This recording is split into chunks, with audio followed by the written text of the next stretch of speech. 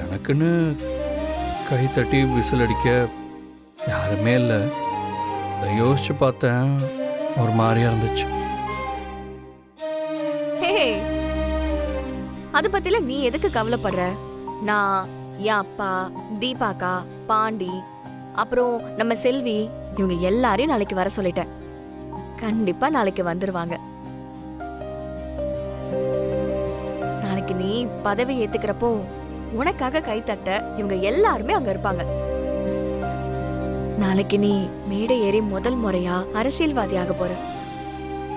அரசியல்வாதிக்குன்னு சில வரைமுறையெல்லாம் இருக்கு, அதையெல்லாம் தெரிஞ்சு வச்சுக்கோ. என்னன்னு சொல்லு பாப்போம். எப்பவுமே பொதுமக்களை எங்க வச்சு பார்த்தாலும் இப்படி கையெடுத்து கும்பிடணும். ஏன்னா அவங்க ஆதரவு இருந்தாதான் நீ அரசியல் பண்ணவே முடியும்.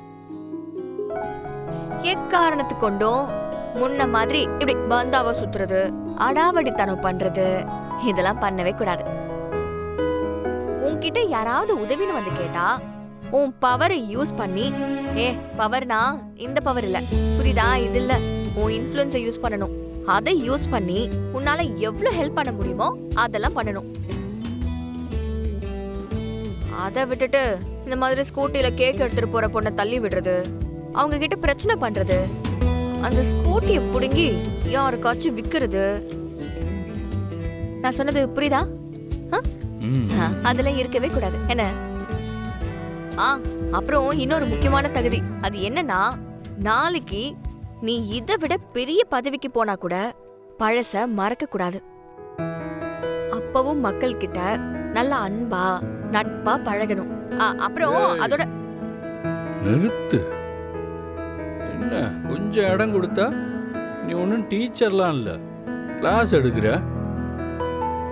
அரசியலுக்கு போறது நான், எங்களுக்கு தெரியும். இவ்வளவு நாள் கிருபாண்ணன் கூட அரசியல் களத்துல இருந்திருக்கேன். என்ன பண்ணணும் ஏது பண்ணணும்னு எங்களுக்கு தெரியும். நீ இன்னும் பதவி ஏத்துக்கல, அதுக்குள்ள அரசியல்வாதி மாதிரி பில்டப் எல்லாம் கொடுக்கற.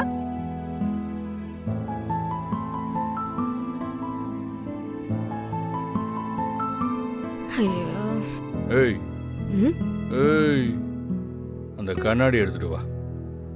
என்ன கண்ணாடி? போ.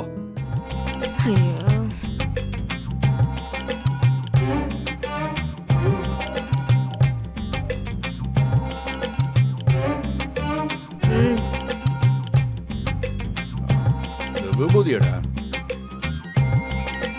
விபூதி எடுத்துட்டு வா.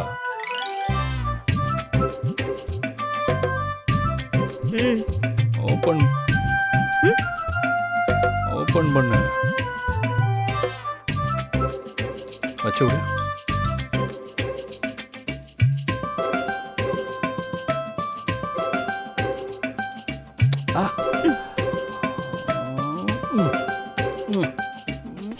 ஏய்